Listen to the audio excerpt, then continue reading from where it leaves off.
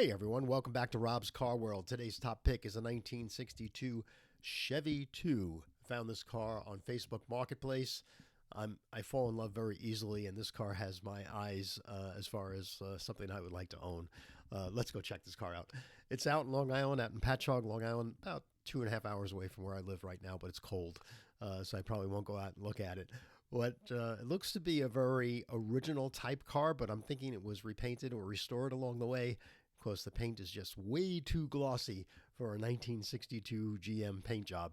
But I could be wrong. Lighting sometimes is wrong, incorrect, but I'm assuming this car was repainted.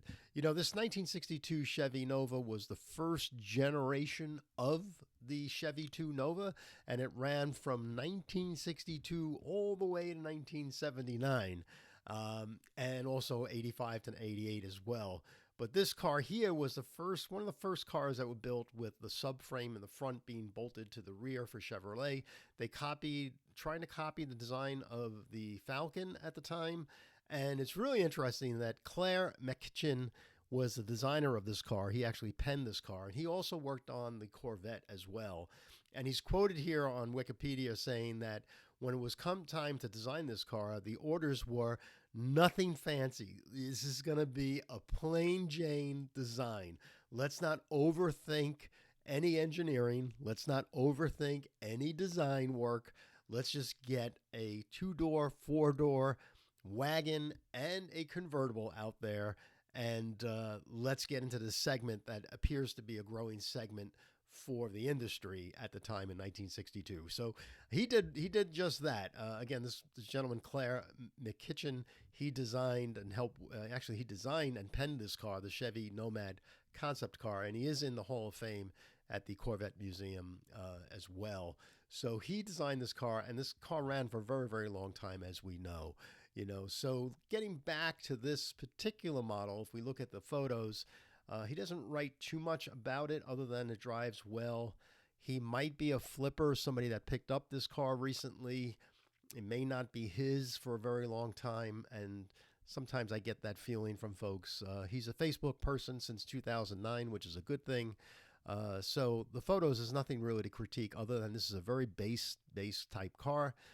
I believe there were 2 transmission offerings back then in the first generation, and it was 153 cubic inch, the 2.5 liter inline 4, or the 194 inline 4 at the time. So I'm not sure which engine this car has. So that's one of the first questions I'd ask.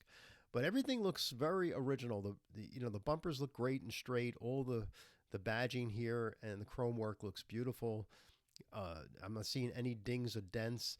Some of this paint may be a little faded up on the top side here, but it doesn't look like it's original paint. So I'm going to say this was an older restoration that's still holding up very well. I can see some orange peel on the paintwork on the hood from the lighting, but again, you have to look at these cars up front. You'll notice there's no chrome work around the door frame, and that's when you were building a inexpensive car. This is what you did. And that side view mirror might have been added as well because side view mirrors weren't standard back then. The windows look great. The trim work around the windows look fine. The hatch shelf looks really nice. The interior looks great. Somebody refinished this inside of the engine bay because it's much cleaner than it would if it was original. It didn't have this glossy look from the factory, the firewall and all that. So this car might have been restored. I don't know who would spend the money on a restoration for this car, but it gives me the opinion that this is not the original paint. The inside of the car looks really nice. The dashboard looks like it was resprayed as well. That's just my personal opinion. The steering wheel looks really, really nice.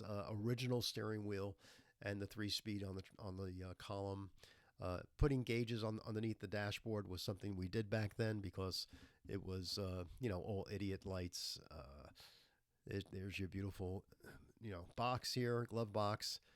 And, you don't have a 5-mile-an-hour, dashboard here. This is all steel. So it was crazy times back then.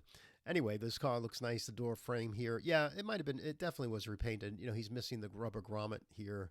And that, that probably shows that this car was repainted. But somebody put some big money into this car at one time.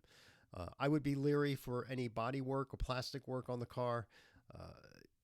somebody got this color interior because this interior trim, this green tint, is not matching the door panels, so something's up with that. So this interior might have been taken from another car that somebody purchased and just put it right in there. So that doesn't bother me too much. The undercarriage looks nice. Looks like the exhaust pipe looks to be needing a replacement soon. Yeah, it's a little rusty and a little cracked here along the way, but the undercarriage was redone as well. So a nicely restored car that looks like an original condition type car.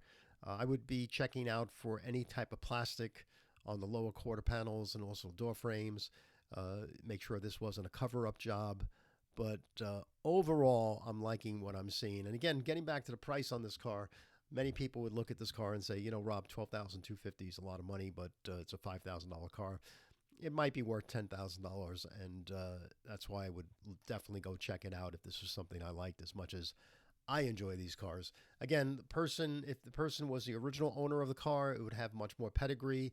I'd be much more interested, but I'm thinking this person is in the buy and sell business because he's priced this car for his commission because the car is overpriced, I think, even though it's been nicely restored and is beautifully presented. You'd have to drive the car. Of course, back then, these are manual brakes. These are drum brakes all around. You're not going to be stopping on a dime with this car, but having a manual transmission will help slow yourself down a little bit coming down the hill. So anyway, like this car a lot, as you can tell.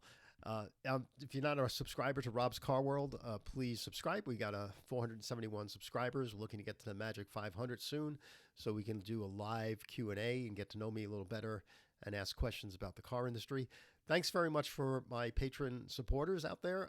You know who you are, and it keeps this page going. It's really encouraging to see so many of you supporting this channel, and I appreciate that very much. I'm going to leave the last slide up so you can see where to search this car on Facebook Marketplace.